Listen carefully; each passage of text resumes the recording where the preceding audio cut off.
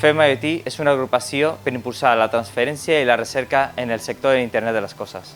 Impulsat per 12 centres de recerca i universitats capdavanteres en àrees IoT com la sensòrica, la computació, la seguretat o el consum energètic. FEM IoT té l'objectiu d'establir estratègies comunes en la transferència i en la recerca de resultats. Més de l'1,35% de la població mor en accident de trànsit. La meitat d'aquests són usuaris vulnerables com peatons i bicicletes. Això vol dir una mort cada 23 segons. La Unió Europea ha marcat l'any 2050 com a objectiu per tenir 0 accidents amb ferits. Des del CTTC plantegem un sistema d'estimació de probabilitat de col·lisions per aconseguir aquest objectiu. El nostre sistema virtualitzat rep les posicions en temps real dels vehicles fins i tot en àrees on es bloqueja el senyal GPS, gràcies a la tecnologia ultra-wideband. Un algoritme d'aprenentatge automàtic prediu les posicions posteriors que farien els vehicles i, per tant, les seves trajectòries.